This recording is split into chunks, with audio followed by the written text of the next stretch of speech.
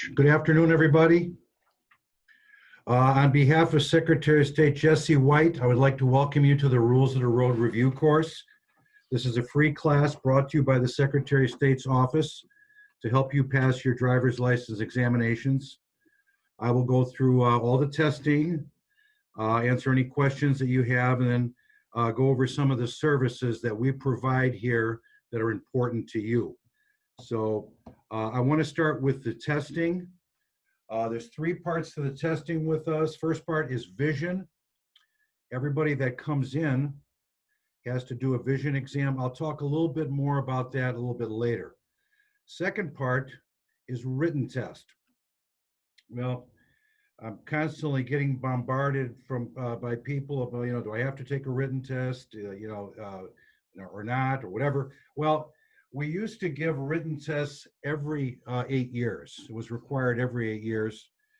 But because there are so many drivers now, we have just, we just can't do it. There's just too many. So we decided to reward our good drivers by not making them take a written exam. So basically, the written exam is based on your driving record. So if you have not had a ticket since your last renewal, and what I mean by a ticket is a moving violation, not a speed camera, not a red light camera. I'm talking about a moving violation, let's say a speeding ticket. You get pulled over, you get a ticket, you pay the fine, and that's considered a conviction. That would come to us, and that would require a written exam. The other way to get a written exam is we do a 2% random draw of all the licensed drivers in the state of Illinois. So there is a 2% chance that you could get called that way. I look at it this way, there's a 98% chance you won't get called. So that's how the written test works. The last part is the road exam, road test. In the state of Illinois, when you reach the age of 75, a road test is required. So I will go through that step by step so you'll know exactly what to expect when, especially for those of you who are going to be taking a road test your next renewal. I'm going to go right through that so you'll know exactly what to expect. Okay, next thing is early renewal. Well, we're not doing much early renewal now with all the things that are going on. But normally, early renewal would allow you to renew a license or an ID card 12 months in advance. So right now, there won't be much, we won't be doing much early renewal because we're still trying to catch up with everybody that's expired right now. A lot of people are waiting, to renew their driver's license ID cards. And we've extended that deadline to November 1st. So you don't have to rush right in. You've got time, but you do have till November 1st for that. And then for you folks that are going to be taking a road test or a 75, you will be able to go into any facility as of August 1st. So I'll talk a little bit more about that. So right now, that's the way it is right now. As far as we're doing just expired people right now, license ID cards. You can go in and purchase your license plate sticker. You can do that anytime. Make sure that you pass emissions before you come in. If you had a notice, go and get that taken care of first, and then come and get your license plate. Okay. Next thing is everybody wants to know what and how much they're going to have to pay when they come in. And this is the way it works. If you are, for a driver's license, if you are 21 to 68, the fee is $30. And the renewal is for 4 years. Now here's where it really drops off. It's a nice drop off. If you're 69 to 80, the fee is only $5. And the renewal is still for 4 years. If you're 81 to 86, The renewal fee is $2, and you get a 2-year renewal. And if you're 87 and above, there is no charge, but you have to come in every year. Okay, so that's how the fees go. As far as facilities, I usually talk about the facilities that, that's the closest to where I happen to be. Now we're talking about Blue Island here. I guess Midlothian would probably be the closest. Bridgeview is not that far away. Basically you could go to any full service facility. It's some people, start going to one that they really like. It may not be that close, but they like it. They like the people there, so they keep going back. That's really up to you. But as far as where you're at and where you're originating from now, Midlothian would probably be the closest, and then probably Bridgeview. So that's how the facilities work.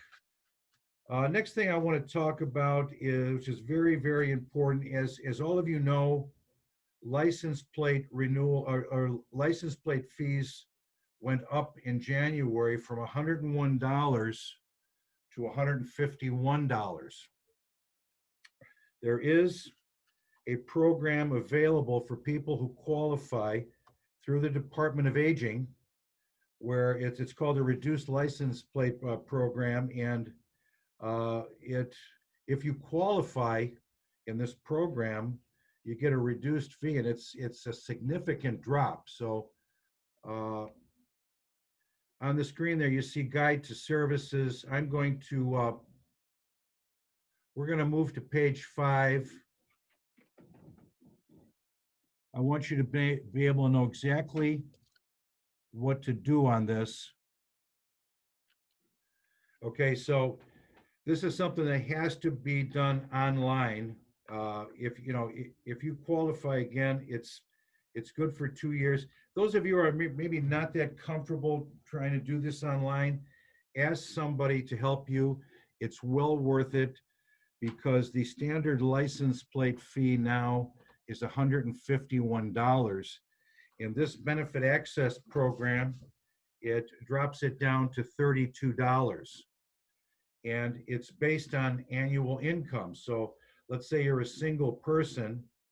If you're under $33,562 annually, you qualify for this program. If you're a couple, it's $44,533. If you fall under that, you qualify for this program. So if you are accepted into the program, Aging will let us know. They'll update us with your information. They'll create a control number, and we'll have that. Then you'll get a letter in the mail that you bring to us. And again, this is good for 2 years. So it's well worth doing. It's pretty easy to do online. Again, it's based on income, but if you're not real comfortable, ask somebody to help you. It's a big, big savings. The other thing too is this is good for 2 years. At the end of the second year, about 90 days before you expire, you have to reapply again. Then it will be good for another 2 years. So hopefully everybody is clear on that. Next thing, disability ID cards.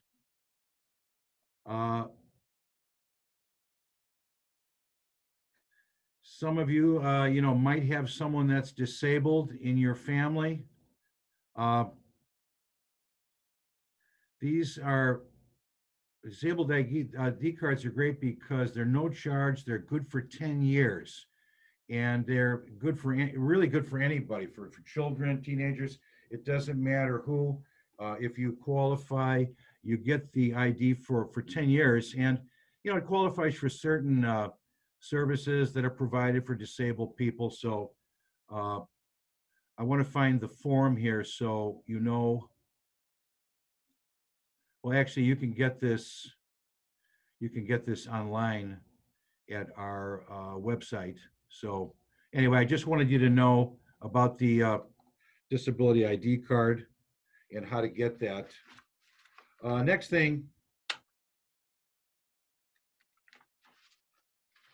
so I want to talk about the DMV. Now, all right, let's say now you're going in for renewal and you've decided, you've picked out a day. One thing I want you to be aware of is the lines right now are extremely long. So if you can hold off, I would wait. Because of the COVID-19, we are, there's social distancing. We don't have as many people inside the facility working there. Uh, so it's creating very, very long lines, at least for now. And it's probably going to last for a while. So unless you have to absolutely do this now, I would hold off for a while. But those of you who do go in to the facility, you pick a day. Don't plan anything else that day, especially with the long wait. When you get there, you're going to check in. Let's say you're going in to do a license renewal or an ID renewal. Very important when you check in, if your address has changed, you have to let us know. Bring a piece of mail, gas bill, electric bill, voter's card, bank statement, water bill, anything like that, to let us know so we can update your address. We mail everything now. So if you're not at that address, it's going to go and it's going to come back and it's going to force you to come back to the facility. So bring a piece of mail so you can update your address so we can mail it to the correct place. If your name is changed for some reason, bring the documents to support that. Maybe you got divorced or whatever. Bring the documents so we can put the correct information on your license or ID card. The next thing, extremely important, is the lifetime ID card that we issue to seniors over 65. Hopefully, all of you out there have one. If you don't, please get one. They're free. They never expire. It's like I always say, it's nice to have two IDs instead of one. You only need the driver's license when you're driving. The ID and the license are the same thing. So if you know you're not going to be driving, you're going to be out walking, whatever, you can use your ID card. The other reason is, and this happens a lot, especially with seniors, at some point people decide that they don't want to drive anymore. So they let the license expire. Now you have your ID card. So there's no reason not to get it. We're going to give it to you at no charge. It's lifetime.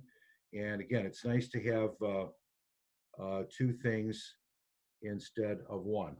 Okay, next thing, when you're at the checkout counter, they're going to give you a ticket.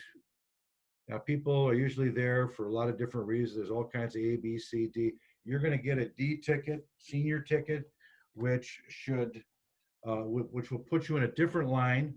It'll be much faster. It should be. So you'll get your ticket, have a seat until the next representative calls you.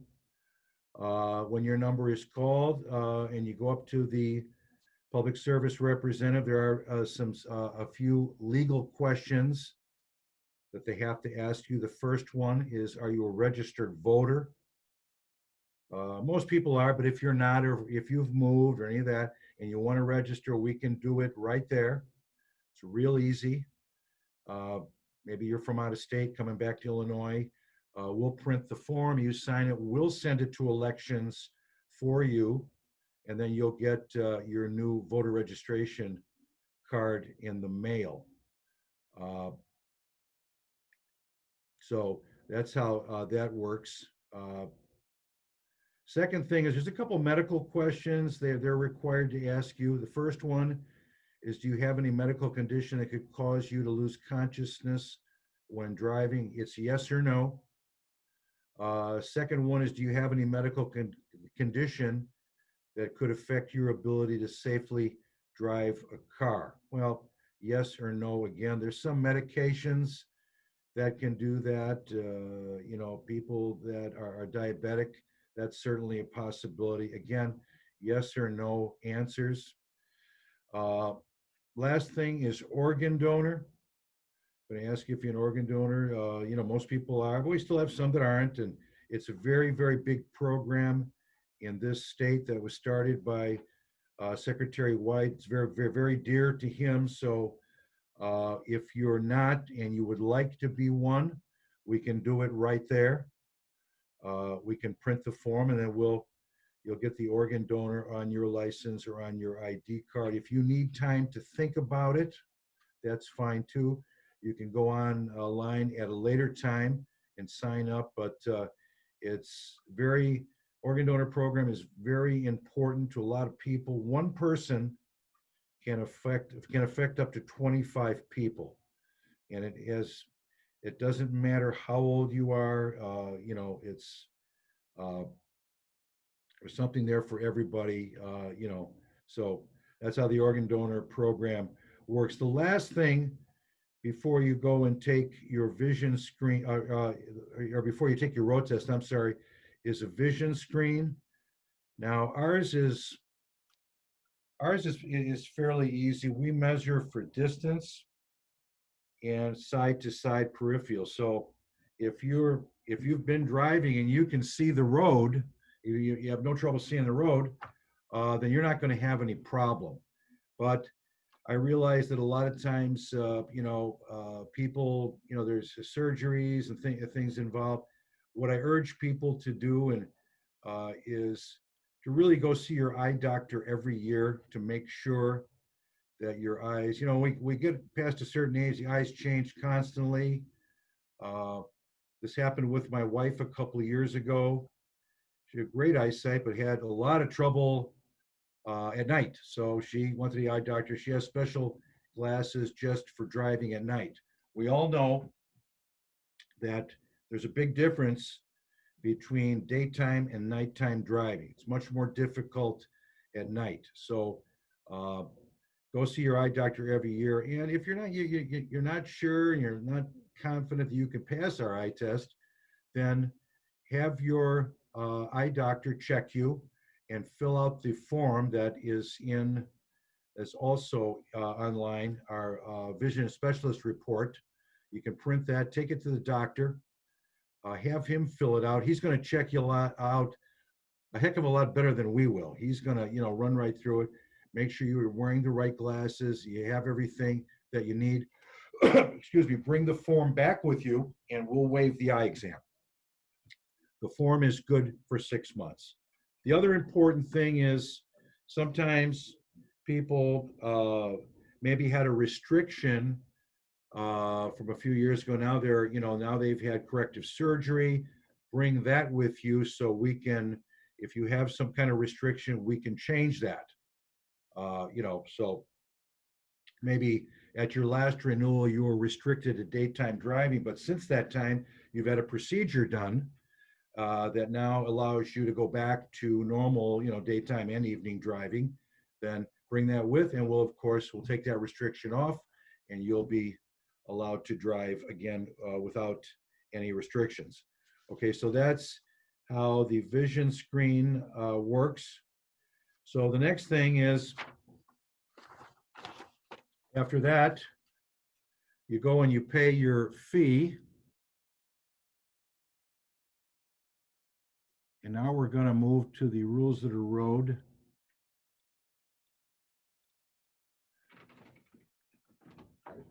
Yeah, I got it. So here we go. We're going to go, now we're going to talk about the road test. As soon as I find it.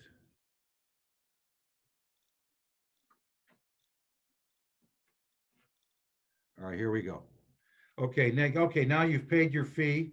They're going to ask you to go around and get your car. You're going to pull up to the staging area, the examination area, and wait for the next examiner.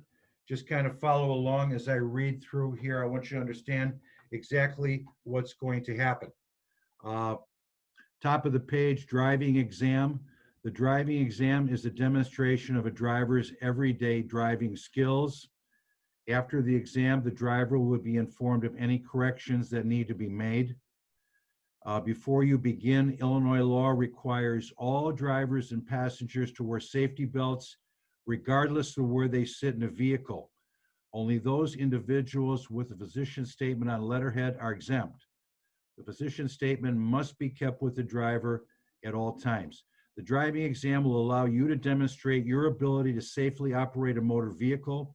You must provide a vehicle that is licensed and properly equipped for the driver's license classification you are seeking. The vehicle must be driven to the driver's service facility by someone with a valid driver's license or permit. No one but the examiner will be with you during the exam. Proof of insurance must be shown before the driving exam is administered. Very important. Have your insurance card with you. If you don't have it, you won't be able to take the test.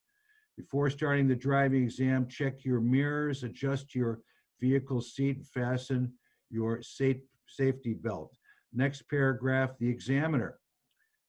The examiner will meet you when you pull your car up. They're going to walk around, again, check your car, turn signals, brake lights, tires are properly inflated, seat belts, are working, lights, things like that. So as long as the car is in good working order. Okay, the examiner will sit beside you and observe your driving skills. It is normal for you to be a little nervous. Remember that the examiner is a passenger and has no indication of your driving ability. It can be a very dangerous job sometimes, so they really have no idea who's in the car with them. So we've had people that have been injured, so they really don't. You don't know them, they don't know you, so they have no idea of your driving ability. It is possible that you may have acquired some potentially unsafe driving practices, even though you may have been driving for years with no moving violations or accidents. Perhaps there are some new laws you are not observing. The purpose of the driving exam is to identify those mistakes so you may correct them.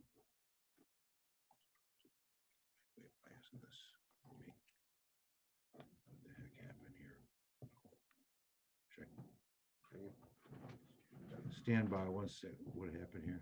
Click out. Yeah, you started another. Click out. I got to get back to.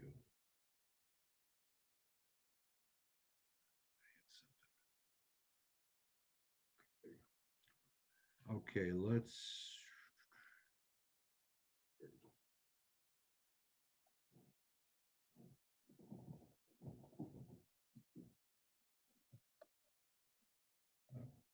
Okay.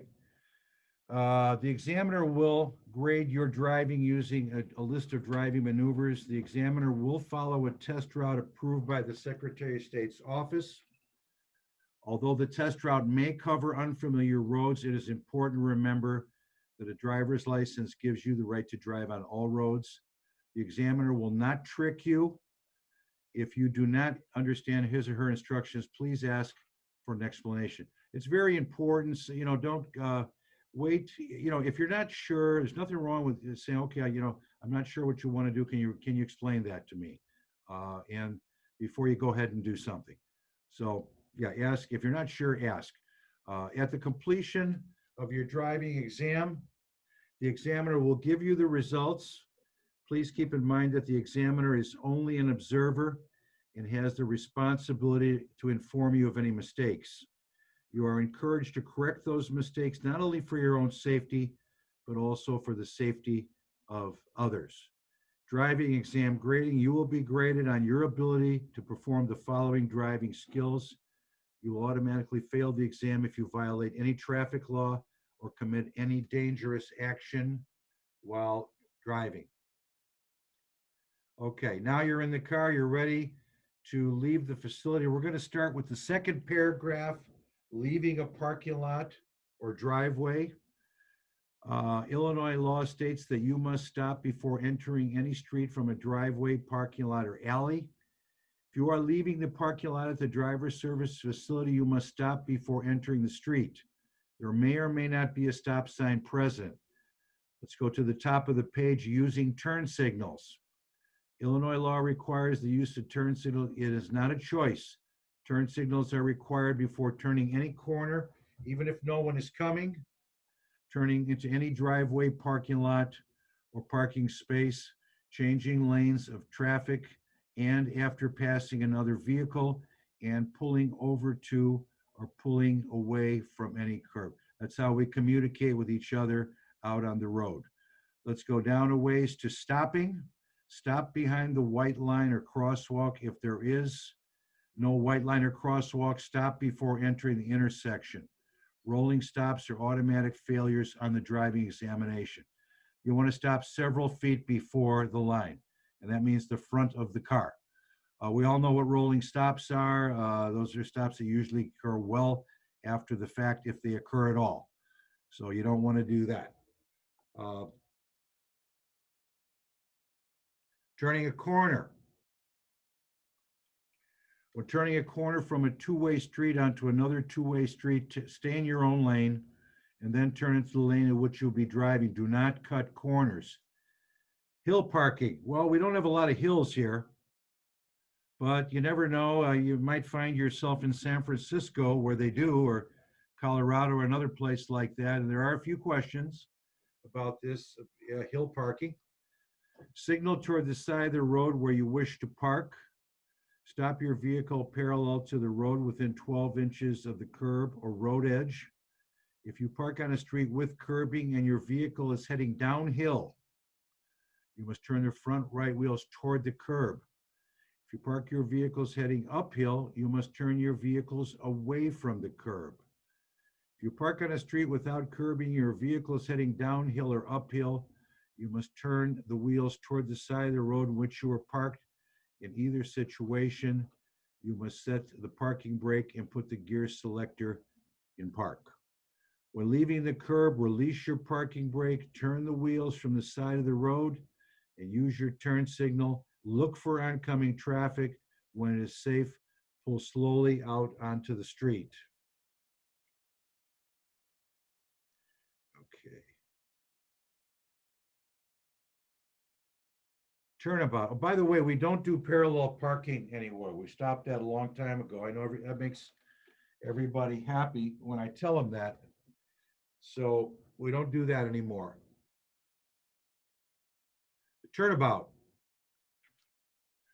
You'll be asked to turn your vehicle around by turning left into an alley, roadway, or driveway. Be sure to signal before turning. When you back out, stop before entering the sidewalk, street, or highway. Yield to pedestrians and all vehicles. When backing, check all rear view mirrors and look over your right shoulder. When backing to the right, make sure not to back over the center line. For those of you that have driveways at home, you're probably doing this all the time. You're backing out of your driveway. Of course, you're looking to make sure there's no pedestrians, and you want to make sure there's no traffic before you turn out onto the streets. Pretty easy maneuver. Next thing is one-way turns. Well, we don't see a lot of these unless you're in downtown Chicago or Rockford or Joliet or Peoria, places like that. One-way turns. When turning onto a one-way street, turn into the first lane you come to. After you have completed your turn, you may turn on your turn signal again, look back, and when it is safe, move into the other lane. All this means is that, let's say you're driving on a one-way street and you want to make a left turn onto another one-way street going to the left. You could pull up all the way to the left at the light, even if it's red, stop, and then make your turn. Very similar to red turn on right that we've been that we've been doing probably for 40 years now, where you can turn right on red as long as you come to a complete stop. This is basically the same thing, but you're doing it on the other side. We just don't see it very often, but that's what it is. There's nothing hard about it. Next thing, multiple lane turns. When making a left-hand turn onto a multi-lane street, you must turn into the inside lane, left-hand lane. After you have completed your turn into the inside lane, and it is safe to do so, You may turn on your signal light and move into the right lane. When making a right-hand turn onto a multi-lane street, you must turn into the first lane you come to, right-hand lane. After you have completed your turn into the right-hand lane, and it is safe to do so, you may turn on your signal light and move into the left-hand lane. This is stuff that we all do all day long, every day. You pull to an intersection, it's two lanes. You always want to turn into the nearest lane. I know a lot of people like to shoot right out and get into the left lane. It's not the safest way to do it. Not the best way to do it, and especially uh, it's not something you want to do during a road test. So you want to turn into the first lane that you come to, whether the first lane. So that's how that works. Backing the vehicle, you will be asked to back your vehicle for a short distance. Check first to see if it is clear. Look over your right shoulder if possible. If not, inform the examiner that because of a physical condition, you cannot. If you cannot see all the way in back by looking, use your rear view mirror as well as your side mirrors. Back up as straight as you can. Do not weave back and forth. If you have a rear view camera in there, you can use that as well. So that's fine. Other points that will be checked: driving speed, observe all speed limit signs, do not drive too slowly. Example, the speed limit is 30 miles and a driver is going 15, holding up traffic and causing an unsafe situation. Driving too slow can be just as dangerous as speeding under normal conditions. I think for a long time, a lot of people felt if I drive a little bit slower, I'm actually safer. No, it's actually worse, especially now with all the drivers we have. I live up on the north side of the city in Chicago, and very, very tight. And you get somebody driving at 15 miles an hour in a 30-mile-an-hour zone with all the traffic merging every few seconds. It can push traffic back for miles. It just slows things down. So you want to stay as close to that speed limit as you possibly can to keep traffic moving. Center lines. Do not weave back and forth across the center line. Stay in your traffic lane. If there is no center line, do not drive down the middle of the street or road. Right of way. Observe yield signs. When approaching a yield sign, slow down and check for traffic. Stop if you need to. When approaching an intersection, when a green light appears, be sure the intersection is clear of vehicles and people before moving your car. If there are no signs or traffic control signals and two vehicles arrive at the same time, the car on the right has the right of way. It's always been like that, and it still is. Car on the right has the right of way. Okay, following the exam, when you return to the driver services facility, the examiner will discuss your test results. If you do not pass the driving exam, listen carefully to which driving skills you need to correct. You may take the driving exam again if you do not pass. If you should fail the driving exam after 6 attempts, the examiner will provide you with a medical report to be filled out by your doctor. If after several attempts you are still having difficulty, ask the examiner how to obtain an instruction permit after your license expires. Okay, let's go back to when it's very unlikely you're going to not pass this thing the first time. But if you did for some reason, most seniors do very, very well with this. And I've been doing this for a long time. But in the event that maybe you did something wrong, or they would tell you at the end, and you could, you have your receipt, you could come back as early as the next day, do it all over, and pass your exam. But most people, especially after going, through this, this material and kind of knowing in advance what to expect, it can really help for some people. Especially people that are coming up who are a little nervous at having to do a road test at 75 years old. Sometimes people think they did something wrong. It's just, you haven't done anything wrong. It's just that's what we do in this state. We bring people in and we test them. And that's also why we've got people here, and I see them all the time, driving well into their 90s. We want you to drive forever until you decide you don't want to drive anymore. So that's why, part of the reason why we do the road exams. We want to keep you safe and everybody else out there. As far as first attempt, second attempt, yes, you do get 6 attempts. If by the third or fourth attempt, it's usually a problem. We're trying to ask somebody, but we can't. There could be a mental or physical problem or both, and then doctors get involved and families get involved. So, and we're trying, but we can't, and we just can't pass them. That's usually when it gets to that point. So that is the road exam. You'll be in the car for maybe 17 or 20 minutes. You're not going to be asked to do anything that you haven't done 5,000 times. It's just that you're going to have somebody next to you who's going to be observing. So you want to make sure that you're, following all the steps that I talked about. And that's it. That's the road test. Okay, let's, next thing I want to do.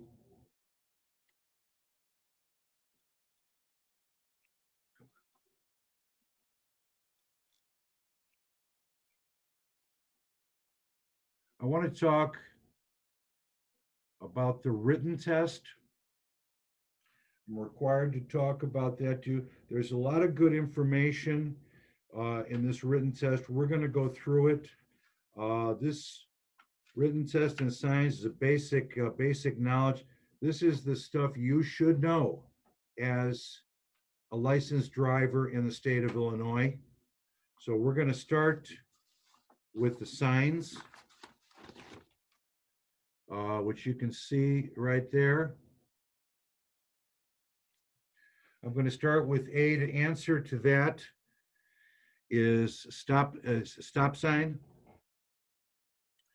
The answer to B is winding road ahead. The answers to this are in, the answers to this are in the back of this PDF or in the back of the book, which will be available to you. Let's go to C. That is no right turn. Okay, let's go back. I'm sorry, I'm going to give you the numbers. I'm sorry, because that's in, let's go back to stop sign. The answer to A is number 19, stop. Let's go to B. The answer is number 1, winding road ahead. The answer to C is number 8, no right turn. The answer to D is number 24, yield a right of way. E is number 15, school zone and crossing. F is number 23, warning of a change in direction.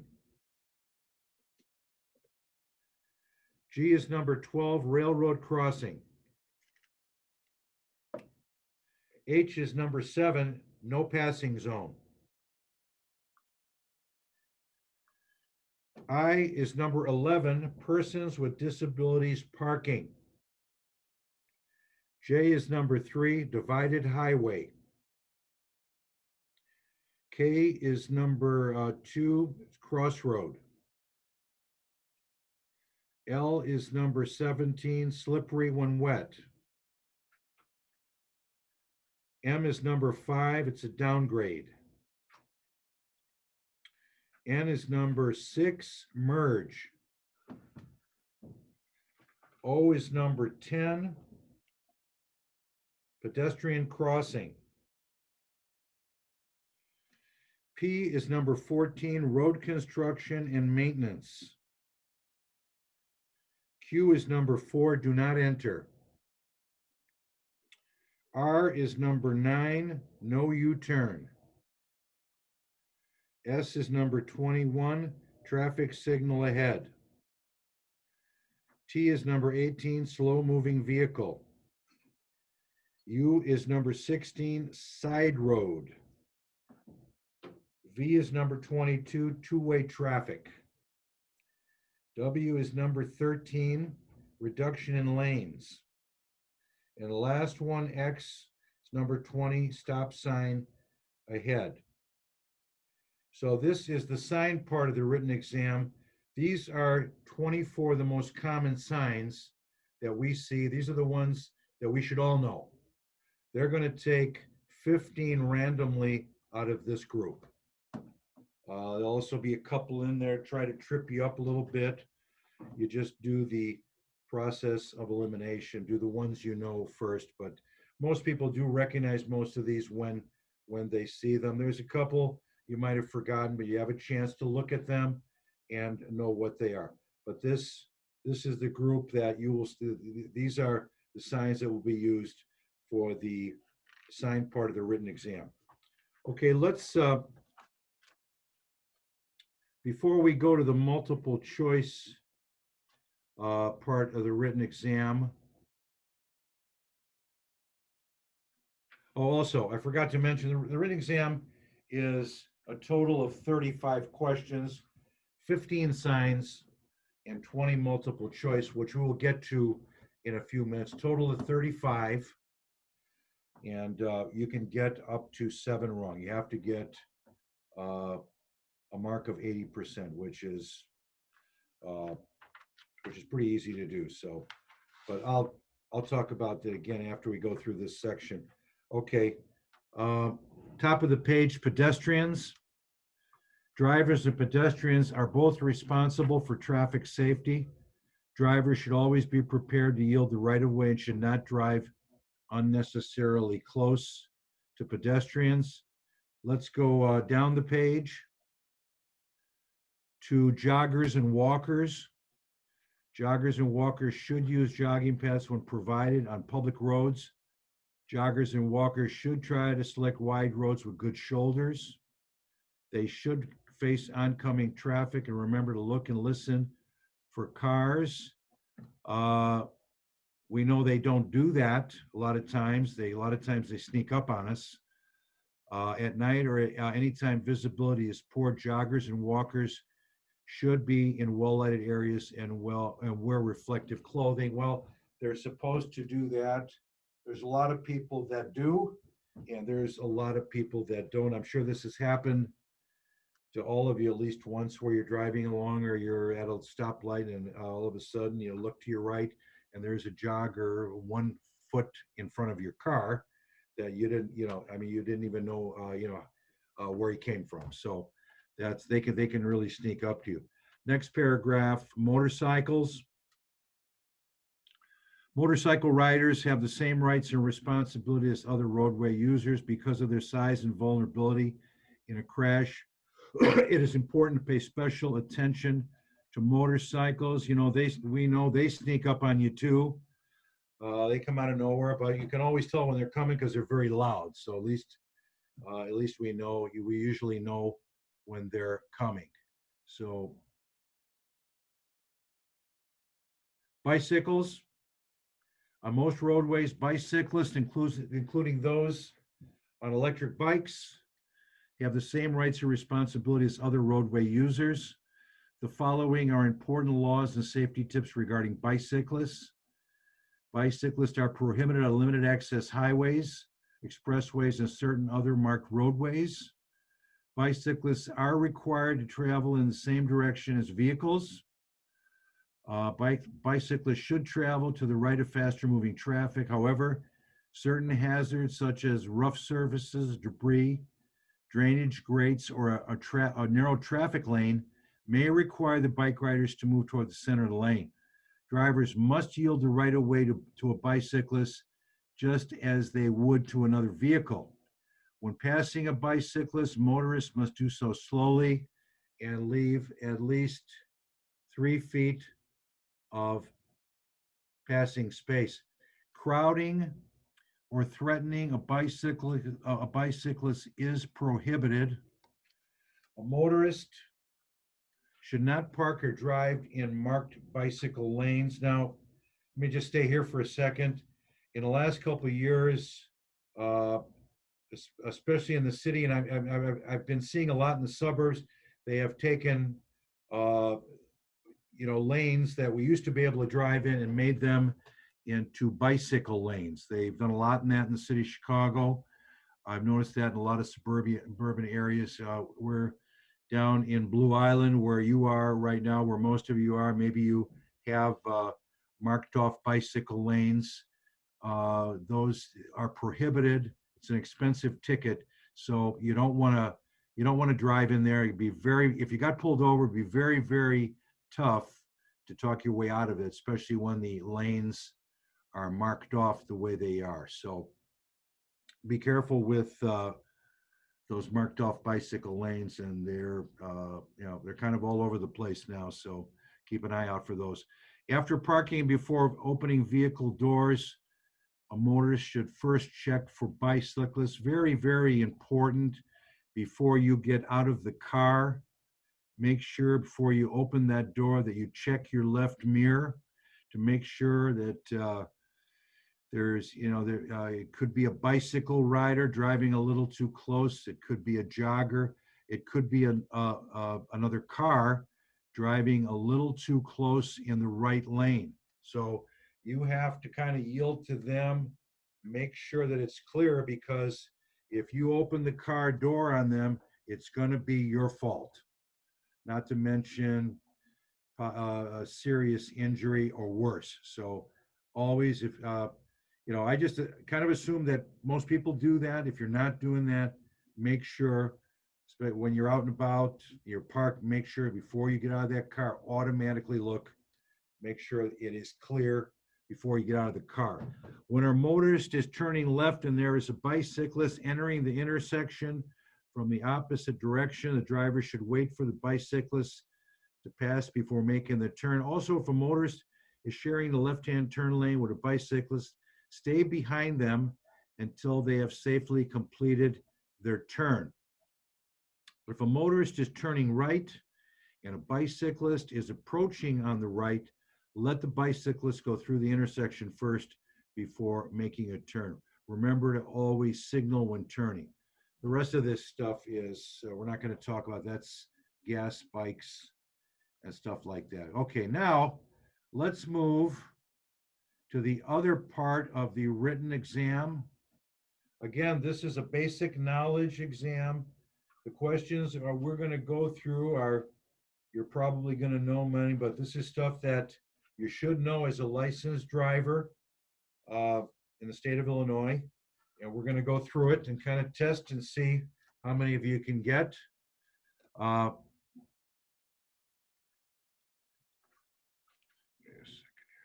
All right, let's start with question number 1. Cell phone use while driving is permitted as long as the driver is using a hands-free device. That is true. Number 2, Illinois law requires children under the age of 8 to be secured by a restraining system or seatbelt when traveling in any motor vehicle. The answer is A, anywhere in the vehicle. Number 3, a parent or legal guardian may request that the driver's license of a minor be canceled at any time prior to age 18. That's true. Number 4, when passing another vehicle, a driver should wait until the entire car being passed is visible in the rearview mirror before turning back into the right-hand lane. That's true.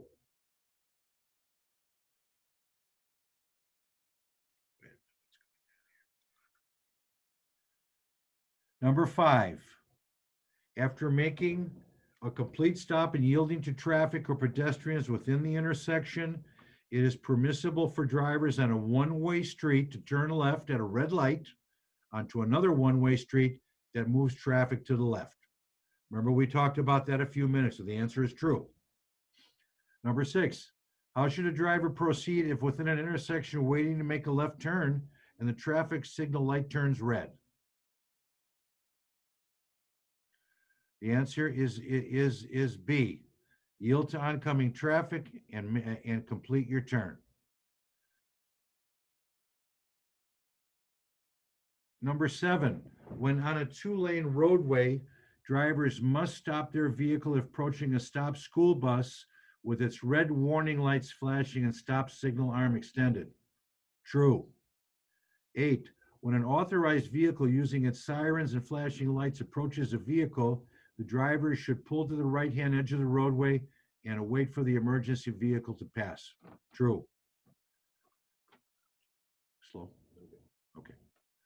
Number 9, your driving privileges will be suspended if you are convicted of illegally passing a stopped school bus. True. It's also a very expensive fine. Number 10, a driver may pass another vehicle by driving on the shoulder of the road. False. 11, it is permissible to make a right turn against a red signal light after stopping and yielding to other vehicles and pedestrians. True. 12, a driver must give the right or left turn signal when changing lanes. True.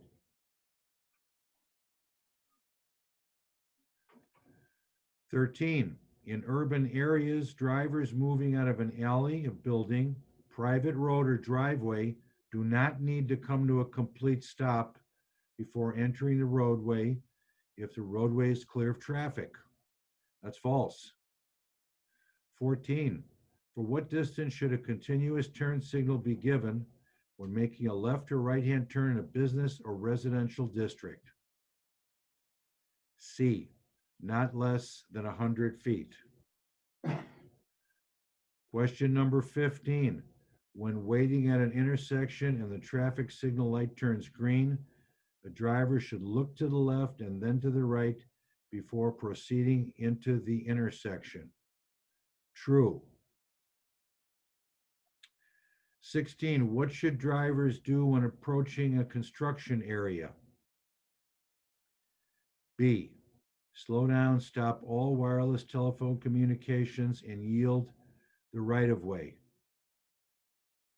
Let's go back to question 15 real quick. When waiting at an intersection, traffic light turns green, look to the left and right. This is very, very important. I've seen some bad accidents over the years. You know, when you're sitting at a light, and especially when you get to suburban areas, speed limits are higher, the lights are longer, and I know this has happened to all of you. You're sitting at a light and you're ready to go, and here comes a guy from the other direction. Maybe he's going west to east, and the light changes, and it doesn't look like he's going to stop, and he decides to go through. Happens all the time. Sometimes they do, sometimes they don't. Sometimes they have plenty of time to stop, but it's yellow, but they go through anyway. Don't take a chance. Hold back a second or two, make them come to a stop before you go through the intersection. Don't take a chance. It's only a couple of seconds. Okay, let's go to question 17. Drivers are not required to yield to pedestrians in a crosswalk. That's false. 18, it is permissible for anyone to wear a headset while driving. False. 19, speed should be reduced below the posted speed limit for which of the following reasons? C, both of the above. When a driver is driving in unfavorable weather conditions, and B, when a driver is approaching and crossing an intersection. 20, slow vehicles should use the right-hand lane except when passing or making a right turn. True. 21, when must a driver slow down for a school zone? A, on school days between 7 a.m. and 4 p.m. when children are present and signs are posted It's not a bad idea to slow down anytime you're around a school zone. There's always stuff going on there. Why take a chance? Kids are in the schoolyard. There's evening events. There's all kinds of stuff going on. Uh, I would watch my speed anytime you're near or around a school. Okay, let's go to question 22. When parked, drivers may open car doors on the side in which traffic is moving only when it can be done safely and without interfering with traffic. That's true. 23, it is permissible to pass on a two-lane, two-way roadway within 100 feet of an intersection or railroad crossing. That's false.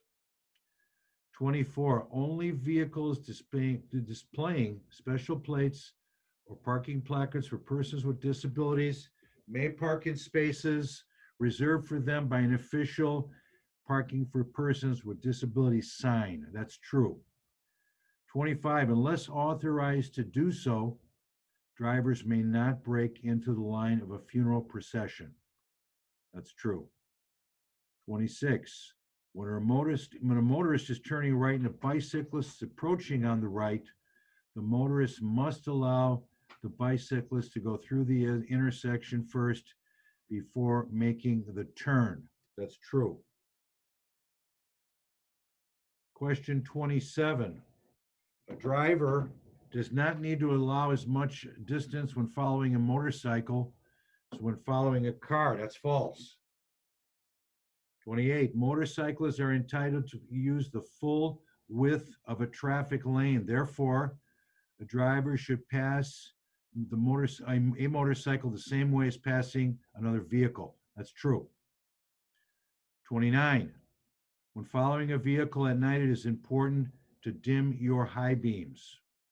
True. Question number 30. When approaching a disabled pedestrian using a guide dog, white cane, or other assistive device, a driver should yield the right-of-way. True. 31. If you are arrested with a blood alcohol concentration of 0.08 or more, an individual's driving privileges will be suspended for at least 6 months. That's true. 32, alcohol is the greatest single factor in fatal motor vehicle crashes. That's true. I got a feeling that texting is closing in quickly. 33, what is the only effective way to remove alcohol from the body? The answer is B, time. 34, if a driver is arrested for DUI and refuses to submit to testing, driving privileges will be suspended for 12 months. That's true. 35, a driver whose license has been revoked as a result of DUI must meet several requirements, including an evaluation for alcohol and drug problems and paying a reinstatement fee to regain his or her license. That is true. Average cost of a DUI in Illinois is right around $11,000. Could be much higher too, depending if there's an accident involved, injury, stuff like that. The average is about 11,000. So this is a bad state to get a DUI. 36, it is illegal for persons under the age of 21 to drive with any trace of alcohol in or drugs in their system. That's true. 37, regardless of fault, a crash report must be filed by the driver of a vehicle if the crash involves death, bodily injury, or property damage more than $1,500 or more than $500 if the vehicle is uninsured. That's true. 38, before a driver can regain driving privilege after losing them for failure to pay for damages caused by a crash, driver must file proof of financial responsibility with the Secretary of State's office. That's true. Question 39. If you are involved in a traffic crash, you should stop your vehicle in a safe, well-lighted public place that does not obstruct traffic if able to do so. That is true.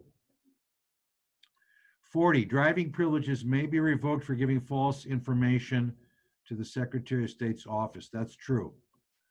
41, what should a driver do when approaching a traffic control signal that is not in operation? A, come to a full stop and yield the right-of-way before entering the intersection. 42, if a traffic light shows both a red light and a green arrow at the same time, a driver may not turn in the direction of the arrow until the red light has changed. That's false. You're in the left lane and the arrow is green, you are good to go. Make your turn. 43, drivers may pass on a two-lane roadway marked with a single solid yellow line on their side of the center line. That's false. 44, a railroad crossing sign should be treated the same as a yield sign. True. 45, all vehicles are required to stop within how many feet of the nearest rail of a railroad crossing when a train is approaching?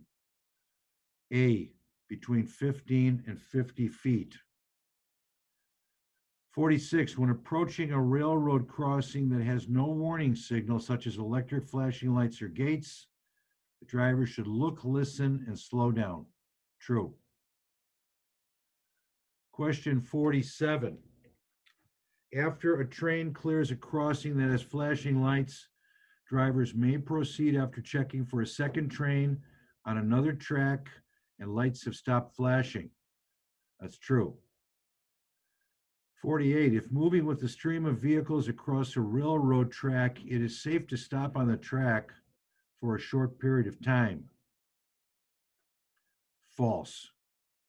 49, the road surface of a bridge may be dangerous in winter due to becoming icy, while the rest of the roadway remains clear.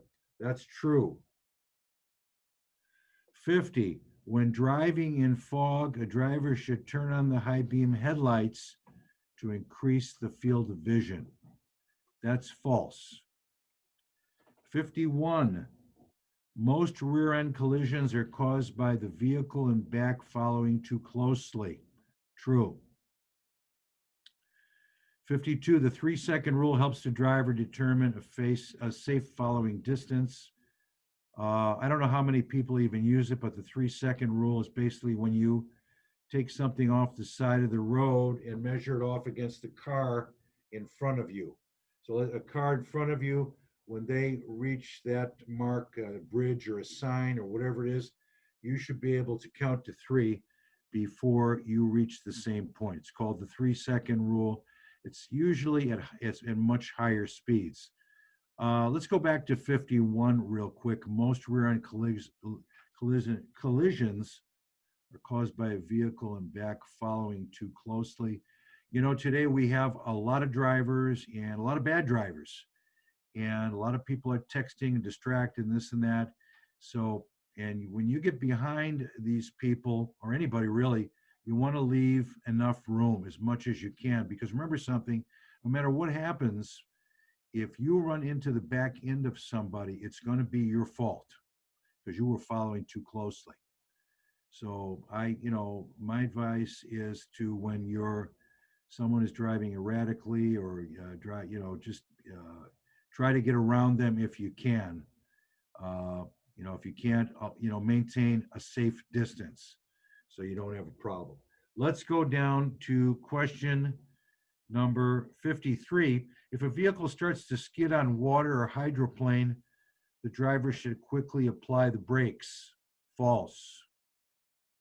54, if the front right wheel of a vehicle runs off the pavement, a driver should ease off the accelerator and allow the vehicle to slow down and gently steer back onto the pavement. Question number 55. Drivers who become stranded in blizzard conditions should remain in their vehicles. That is true, and this is where you really want to have a cell phone. That's where they really come in handy. 56. When experiencing a tire blowout, the driver should immediately apply the brakes and quickly pull off the side of the road. False. 57. If a vehicle starts to skid, the driver should apply the brakes and steer in the opposite direction of the skid. That is false. 58. Illinois law requires that headlights be on when atmospheric conditions require the use of windshield wipers. True. 59. After being pulled over by law enforcement, the driver should immediately exit the vehicle and quickly approach the officer's squad car. That is false. You don't want to do that.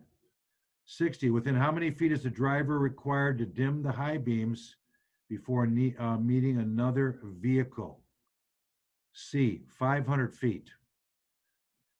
Question number 61. Tail lights are not required to be illuminated after dark. That is false. And the last question, number 62, your car must have a horn that can be heard from a distance of 200 feet. That's true. So that is the multiple choice part of the written exam. They would take 22 questions randomly based loosely on this group. Would not be, some would be similar, some would not. I do want you to make a note. If you're taking a written test, you're going to see 2 questions that have been added that are not in this workbook. The first one is the Dutch reach method. I don't know if anybody has ever heard of it. Some of you probably have. It started in the Netherlands. The reason it started is because bike riders, were getting doored by drivers. And what that means is people were not looking before they open their car doors. Remember, I talked about that earlier about checking your car before you get out.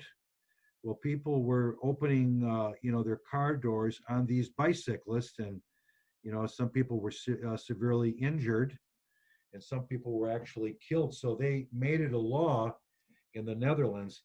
It's not a law here, but in 2018, then Governor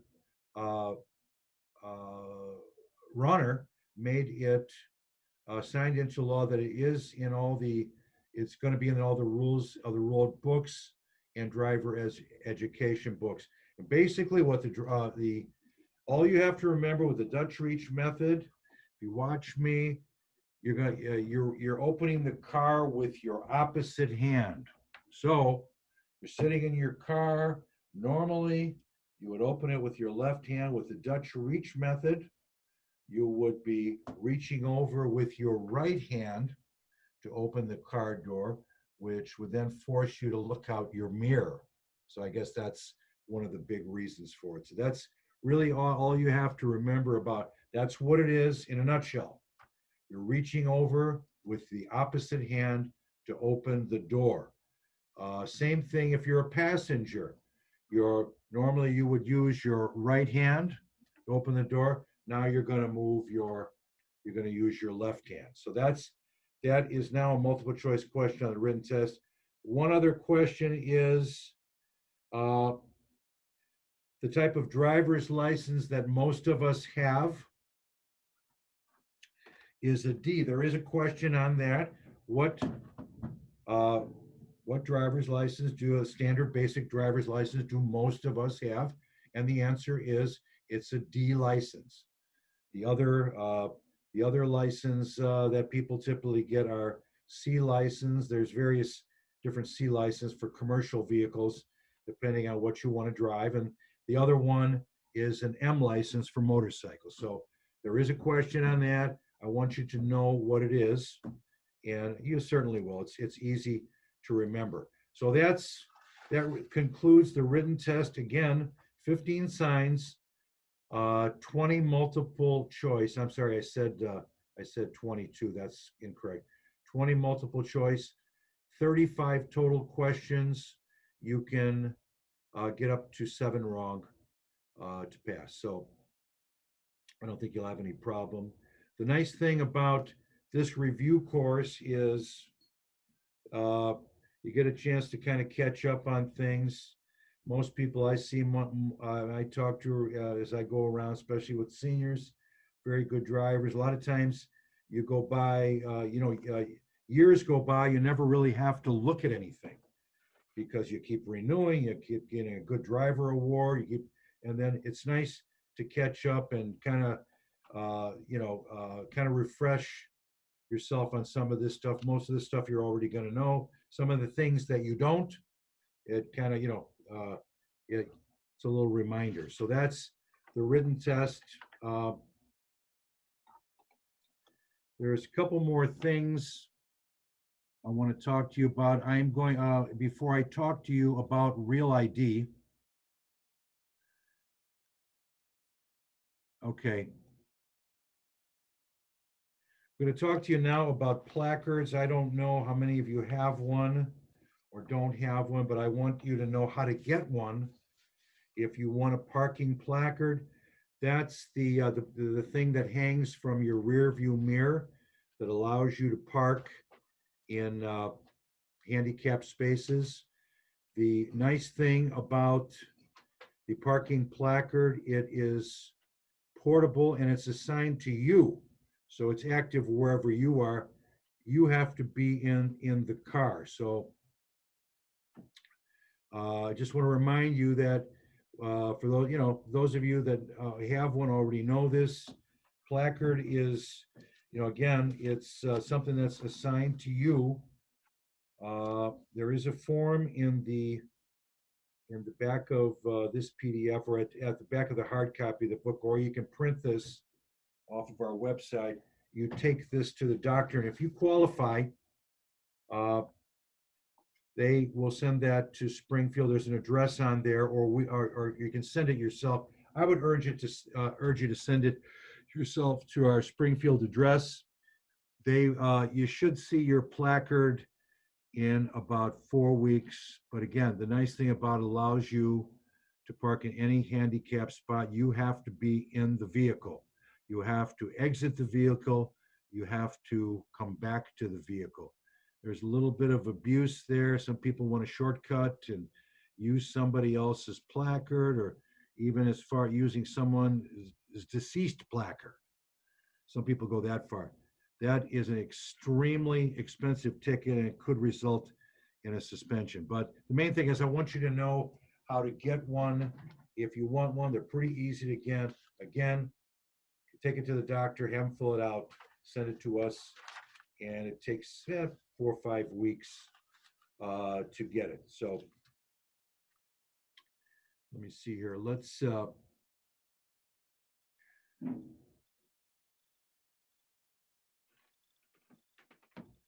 I want to go down to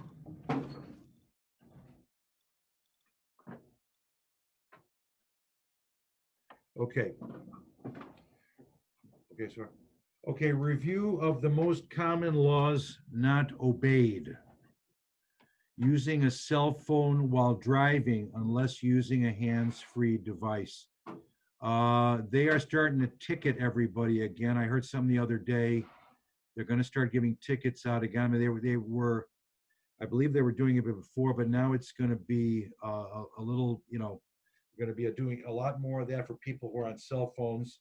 So try not to, drive with your cell phone, using your cell phone. It's just wasted money. You're going to get a ticket, and depending on what town it is, it might be a mandatory court appearance as well. Wear your safety belt wherever you go. Coming to a complete stop at stop signs, no rolling. Coming to complete stop when you're leaving a driveway, parking lot, or alley before you enter the street.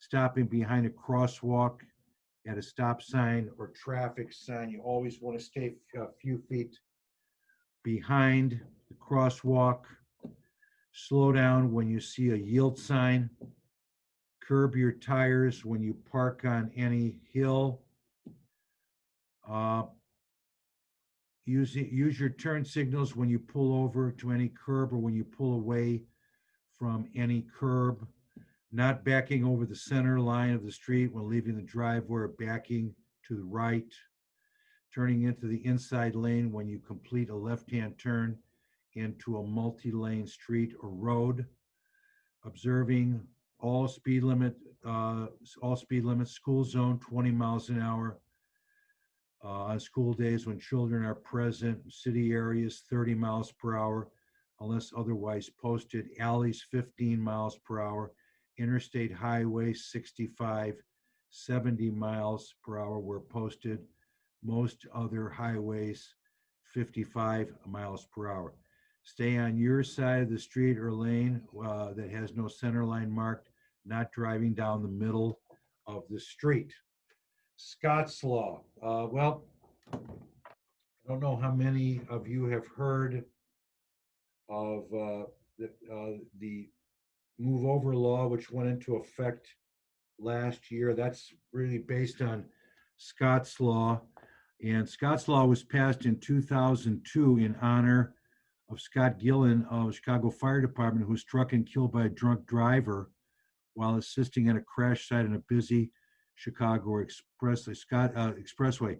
Scott law states that when approaching a stationary emergency vehicle, the vehicle using visual signals yield, change to a lane away from the emergency vehicle and proceed with caution. If a lane is not possible, reduce speed and proceed with caution. So you've probably seen it. The new move over law went into effect last July, and it's based on Scott's law.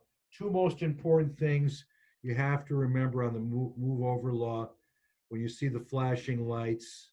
Number one thing is reduce your speed. That's something you have complete control of it. Reduce your speed. Second thing is try to move over into the next lane. Sometimes you just can't do that. You can't get over. So if you can't, okay, that's fine. But the important thing is reduce your speed when you come up to a disabled vehicle or flat emergency lights or anything like that. Try to get over if you can, and please slow down. When approaching or entering a highway construction or maintenance area, slow down. Yield to authorized vehicles or workers in the area. Change to a lane away from the workers and proceed with caution. If a lane change is not possible, reduce speed and stay and proceed with caution. We have a lot of these construction zones where the speed limit drops down to 45 or 50. Stay as close as you possibly can to that. And I'll tell you why. My good friend, my neighbor across the street, was driving through Will County through a construction zone on Sunday. They weren't even working, got clocked at 70 miles an hour, and it cost him $700 for that ticket. So why do I tell you that? Why take a chance on a very expensive sensitive ticket? God forbid, again, if your penalty for these offenses, let's say you hit somebody, God forbid, those fines are up to $10,000, and there's suspensions and all that involved. When you get to these construction zones, slow down. Don't take a chance. It's not worth it. It's not worth it. So, okay. I think that's about it with the move over law. We've covered that. Okay, the last thing that I want to do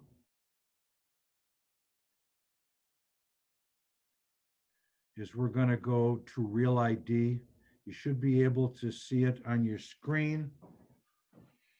And we're going to close with this. This is something you've been hearing a lot about the last year, year and a half. Real ID everywhere you go. Okay. First thing is, okay, the first thing about Real ID is, what is it? Why is it important, and what does it mean to all of us here? Well, first of all, you should know the Real ID is not new. The Real ID Act was passed in 2005 in the aftermath of 9/11. So this thing has been there for 15 years. It's not new. It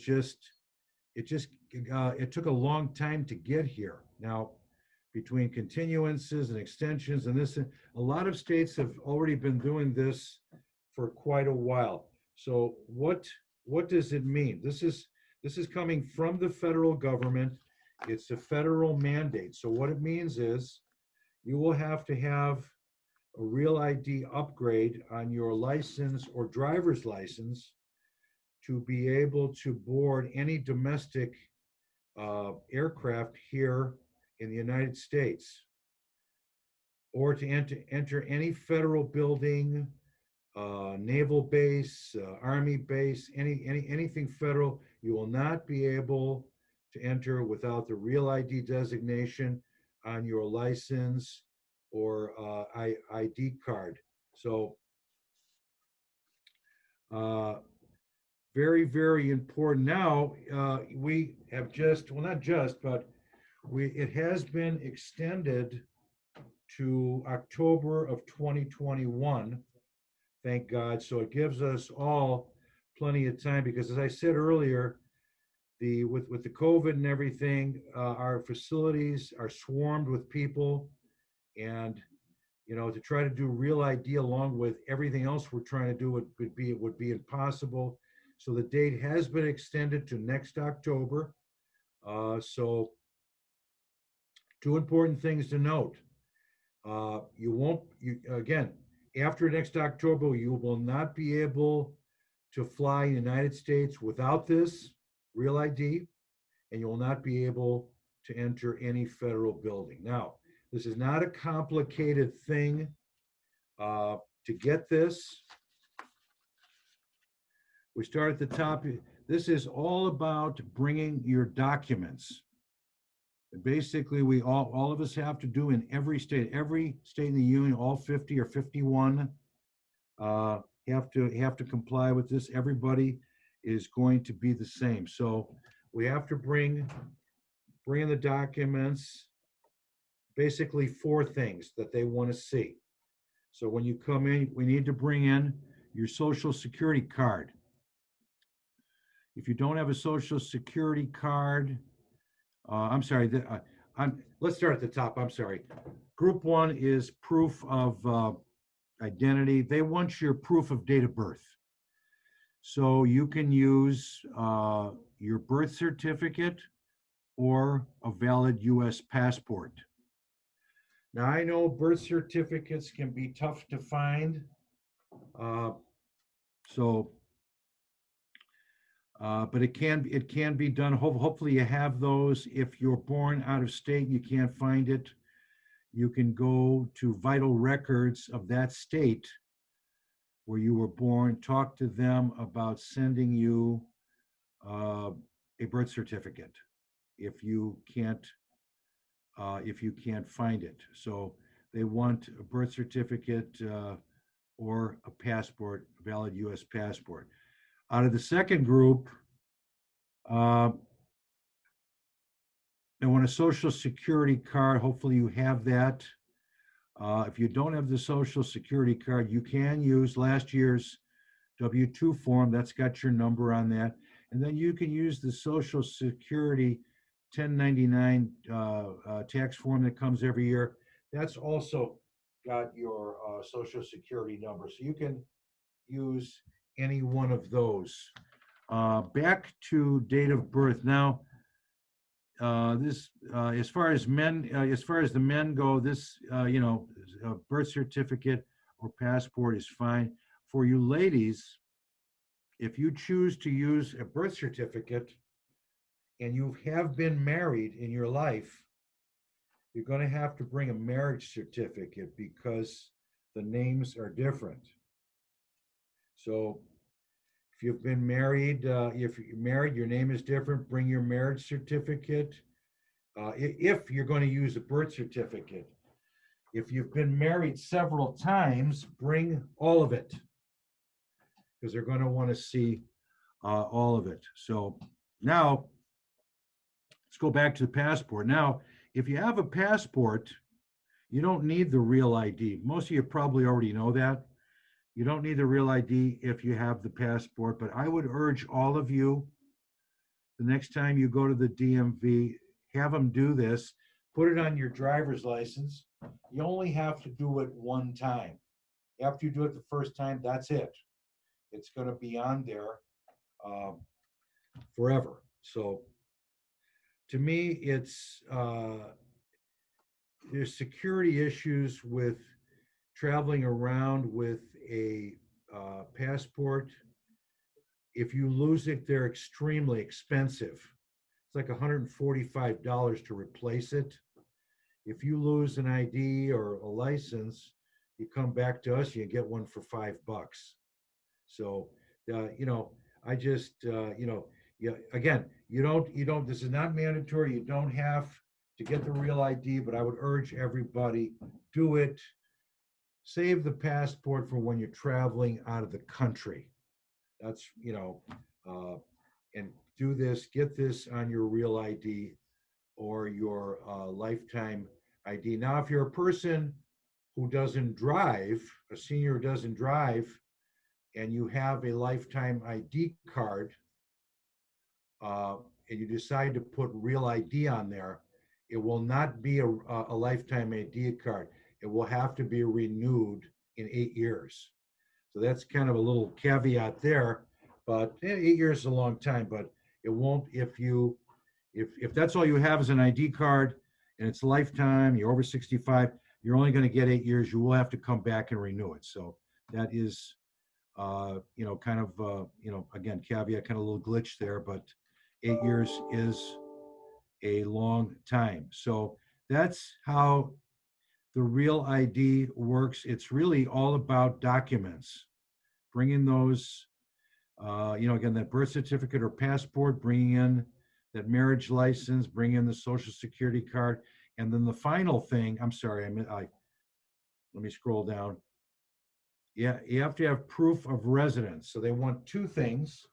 There's a whole list of stuff that you can use.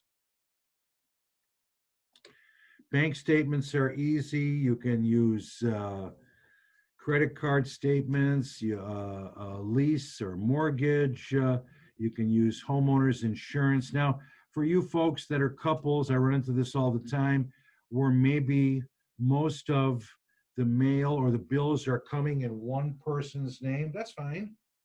A lot of couples share a bank account. So both names are on there. That's a residence. That's one piece for both of you. Let's say you have a mortgage and you're both on there, or maybe you're both on homeowners. There's the second part. It doesn't matter as long as your names are on there. If you don't have anything, one of the easier things, they accept the voter registration card. You can use that for proof of residence. You can, if you're getting a pension, you can use that. If you can use a social security statement as long as it's within 90 days. Anything that you use, bank statement, utility bills, anything that you use has to be within 90 days. But you've got a whole list of stuff there, so it's pretty easy to find two things. So you're looking at 4 things for the men and 5 things for the ladies if you don't have a passport and you're going to use your birth certificate. So that's how the real ID works. Again, you've got till plenty of time till next year. So I wouldn't even think about this till hopefully the dust clears with all the stuff we're going through now. And I wouldn't even start thinking about this till next year sometime. So you got, that's really about it. Normally, if I was sitting in, if I, this is my first time doing this virtual. Normally, I'd be in a room with a class of 30 people and I'd be able to say, are there any questions? Well, I can't do that right now. So just to tell you that that is the rules, that concludes the Rules of the Road review course. Thank you very much for joining in today.